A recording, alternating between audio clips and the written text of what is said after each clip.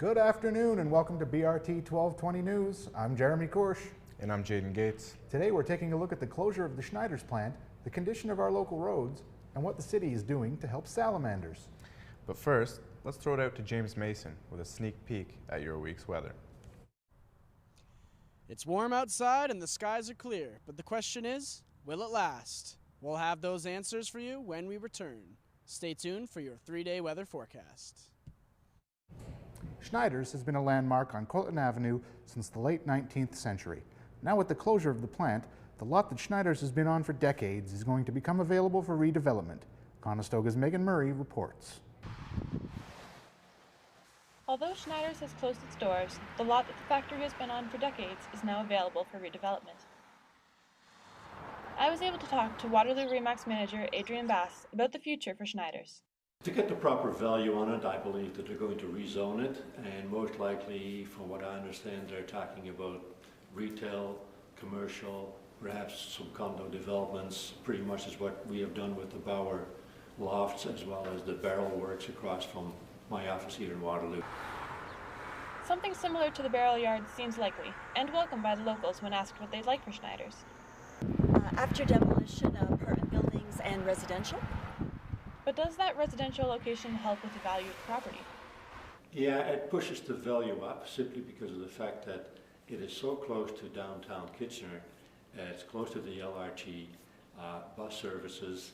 People can make it in a tremendous redevelopment project. I believe that there are a lot of cities out there that would love to have 25 acres right in the middle of the city because the potential is enormous. I also heard from Mark Engel about the infill development opportunities for a property like Schneiders. Those infill sites are always tough to find, especially a well-located, clean site, still in an industrial sector. Though Schneiders is moving out, it seems likely something good is on the way in. Megan Murray, Conestoga News, Kitchener. Daylight savings time, birds chirping, and warmer weather are all welcoming signs of spring, but some other signs might cost you a little more. Conestoga's Denise Largespada reports. Signs of spring are everywhere, and many locals were out in full force taking advantage of the wonderful conditions. Many took in walks around Victoria Park, and with ice patches quickly melting away, bike riding doesn't seem to be such a bad activity to take in. It's fantastic. It's about time. Oh, finally it's spring. I was worried with the winter. Getting out in the woods again with a hiking group, yeah. But with those welcoming signs of spring comes the unwelcome.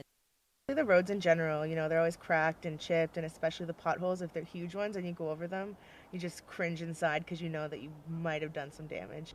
Potholes are caused by plows pulling up small pieces of pavement, and over time with cars driving over them, and wet weather conditions continue to grow and cause annoying driving conditions for most drivers. But what most are unaware of is that potholes are not the majority of the reason for car spring damage. Splits front to rear. All right. Not too often do we see like pothole damage. I mean, we'll get the odd thing in, the front end's making some noise or something, or the customer hears clunking, or bent rim and a shake. That's usually what we see. I mean, it typically has to do with the condition of the vehicle. If you have an older vehicle and you've neglected, having it looked at and having it serviced, you will think that the potholes are doing more damage. Where vehicles are designed to withstand the impact of a pothole, but do advise to avoid ones the size of bathtubs. Denise Largespada reporting for Conestoga News. In Canada, Jefferson salamanders are locally found in Ontario. Construction is forcing the city of Kitchener to close down roads so the salamanders can cross safely. Conestoga's Krystal Wagner reports. Jefferson salamanders are the reason for recent street closures. For the past 3 or 4 years, the city of Kitchener has closed down 700 meters of Stauffer Drive near Dune South. For this neighbor, it is a sign from the city showing that they do care for the animals. I think it's a great idea that they close down the street for the salamanders to cross. Jefferson salamanders are currently in danger, and this neighborhood is one of 30 sites where they are found in Ontario. Here's Yvonne Fernandez, a councillor for the city, and what she has to say on the matter. The only way they can survive is if they are able to breed in what's called a vernal pond. Vernal ponds are ponds that are made in depressions in farmers' fields that are created during a snow melt. This neighborhood has started being developed. Unfortunately, the salamanders have to cross these streets to reach their habitats. All this construction is hazardous to their habitat and even has limited them. In a flourishing district like this one, it can be difficult when a road gets closed. Here is what another neighbor had to say. I understand why they're doing it, but I think they just move the salamanders somewhere else and stop closing up the roads. Stafford Drive will be closed from March 13, 2015 to May 1st, 2015. One of the greatest gifts a person can give is the gift of life. The Trillium Gift of Life Network is here to help you potentially save the lives of others. Conestoga's Darcy Phillips reports. Trillium Gift of Life Network is a not-for-profit, provincial government agency dedicated to the planning, promotion, coordination, and support of organ and tissue donation. When a person passes at Grand River or St. Mary's hospitals, a coordinator from the TGLN is notified, and they in turn contact the next of kin. When Mike Phillips of Kitchener's son Ashley passed away in 2012, his family was contacted and jointly asked if Ashley's tissues and organs could be donated to save or enhance the lives of others. We didn't hesitate because we thought it was something that Ashley would like himself, so there was no question we were going to do it, and we just went with it right away. A month or so later, Mike's family was notified that Ashley's corneas had given 2 people the gift of sight. On the other end of the spectrum are the recipients of organs and tissues. Carol DeBow is a double-lunged recipient and is also a TGLN volunteer in Kitchener-Waterloo. Carol received her donor lungs and was granted a second chance at life 5.5 years ago. Either I became a donor or I became a recipient, and lo and behold, God bless my donor family, I became a recipient. When I asked how many people are in need of a transplant, her response was surprising. There are over 4,500 in Canada. I asked around for some thoughts on organ donation. I just haven't gotten around to signing my card. You can register to become an organ donor online at beadonor.ca or when renewing your health card at most Service Ontario locations. Darcy Phillips reporting for Conestoga News, Kitchener. What an incredible story. Such a worthy cause. It certainly is, Jeremy. I hope that this will encourage more people to become organ donors. Now let's go out to James Mason with a look at this week's weather. We've got your 3-day weather forecast here. We're finally getting a break from the unwanted gloom of the past 2 days, and as you can see, it is a perfect day to head out and enjoy some outside activities. It is currently 19 degrees outside and the sun is shining. The skies are currently clear, but we can expect to see some clouds in the late afternoon. But don't worry, the forecast is looking mainly sunny. A lot of people are wondering and hoping this weather is going to continue over the next couple of days, so let's take a look. Saturday, the temperature is dropping slightly down with a high of 17 degrees and a low of 5. Although it is getting cooler, the skies will remain clear and the sun will shine bright. It should be another beautiful spring day, so make sure you get out there and make the most of it. Coming into Sunday, you might not get the chance to enjoy all the outside weather. Sunday is looking partly cloudy with chances of showers, and the temperature is dropping down to a high of 12 degrees and a low of 4. Looks like we're going to have to throw those jackets back on, Conestoga. Well, that's it for your 3-day forecast. Stay tuned for all weather updates. Now let's take it to Denise for a special report. Thank you, James. Can't wait to get out there and check out that beautiful weather. Denise Largaspada here, joined by Jessica Leger. She's going to be talking to us about this weekend's Maple Syrup Festival happening in Elmira. Thank you for joining us today, Jessica. Thank you for having me. Now, what exactly is Maple Syrup Festival? So this is our 51st annual in Elmira, and basically it's just a festival to celebrate the coming of spring as well as recognize the maple syrup producers in our community. Wow, 51 years, that's quite a long time. What could event goers be looking forward to? Other than the 150 vendors that we'll have all down Main Street, Arthur Street, and Elmira, you can also look forward to tons of events and activities put on by private organizations within our community. And I bet there's a lot of maple syrup to go around. Tons. You could probably find maple syrup flavored anything, even maple syrup on a stick. Awesome. Well, with the beautiful weather being like it is, I don't see why not head over to Elmira this weekend. Over to Jeff now with sports. Jeff? Jeff Moore here with the sports for today. If you're like me, you're excited for the NBA playoffs, which will be starting up tomorrow in Toronto, where the Raptors will take on the Wizards for the first 2 games in Toronto. Now let's go on to the sports that happened last night. And in baseball, we had the Minnesota Twins beating the Kansas City Royals 8-5 as the Twins finally turned on their offense. The Tampa Bay Rays beat the Toronto Blue Jays 4-2, which in the end meant that Toronto dropped 3 of the 4 games in that series. In the Stanley Cup playoffs last night, we had the Rangers beat the Penguins 2-1, with the Penguins taking a lot of penalties, and the Ducks beating the Winnipeg Jets 4-2, which makes me think that the Winnipeg Jets are not going to last very long in this season. Now, if you're looking forward to the lottery draft tomorrow for the NHL's next season, you know, like myself and probably everyone in the city, we're looking forward to the top two teams picking Connor McDavid. So he's either going to go to Buffalo or Arizona, and whoever doesn't get him is probably going to pick Jack Eichel. All right, so we'll back to you guys in the studio. Have a good night. Looks like the Ducks flew right past the Jets.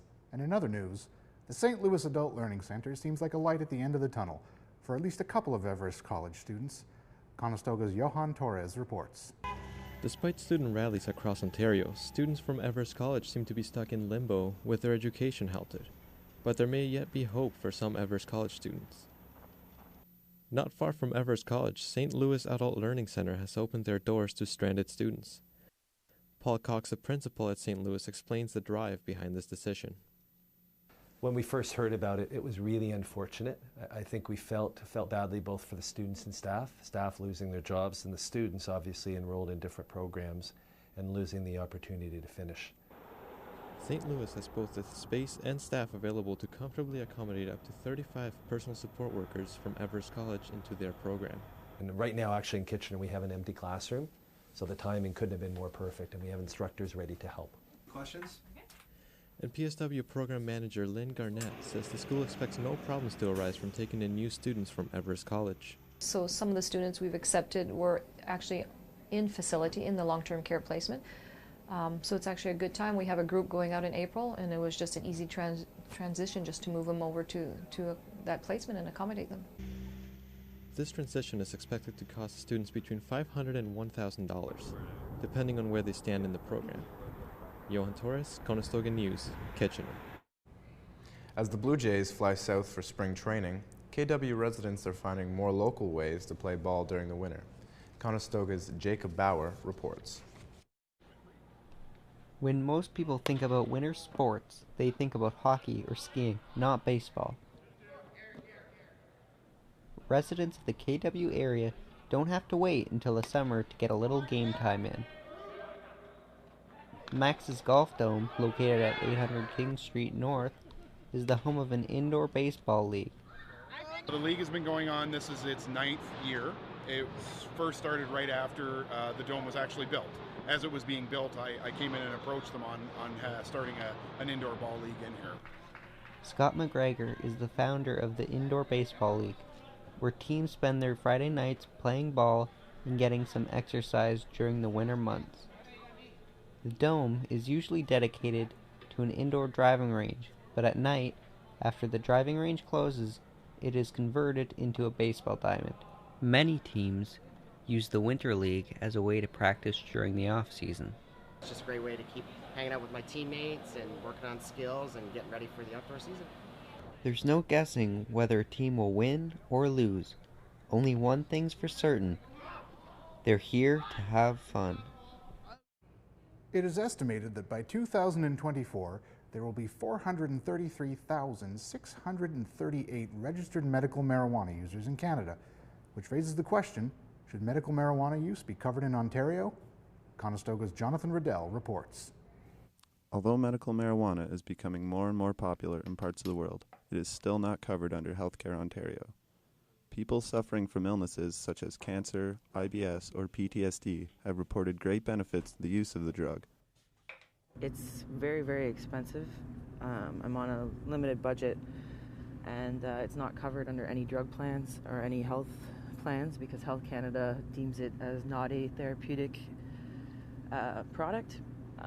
And I find that now when I smoke a joint, it calms me down and relaxes me to a point that I can actually function in the day. And it's the only thing that actually does that for me.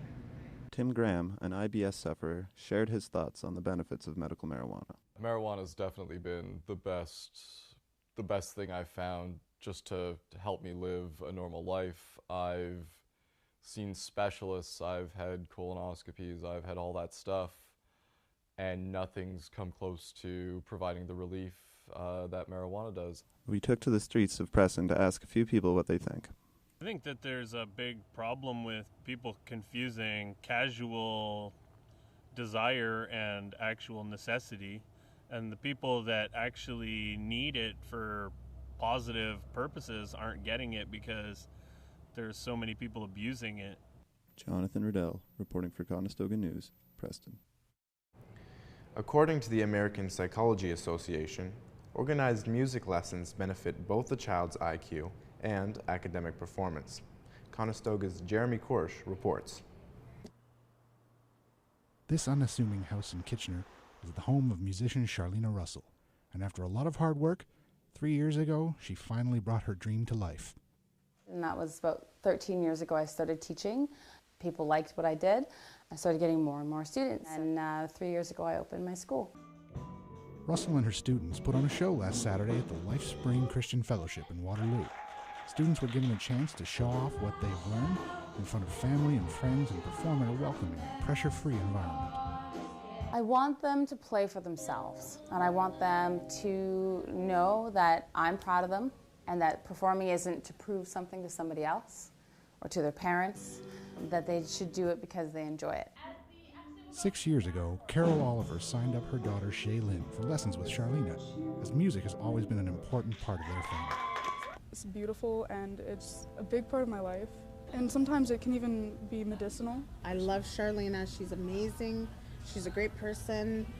She's a wonderful teacher, very patient. I am so proud of both my kids. You know, I wish their dad was here to see them. I know he's here in spirit. It's not hard to see that her dedication, passion, and love of music has changed the lives of her students for the better.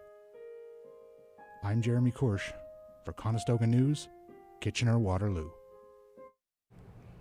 Well, that's all for BRT 1220 News. I'm Jeremy Korsch. And I'm Jaden Gates. Thanks for watching. Good night, Conestoga.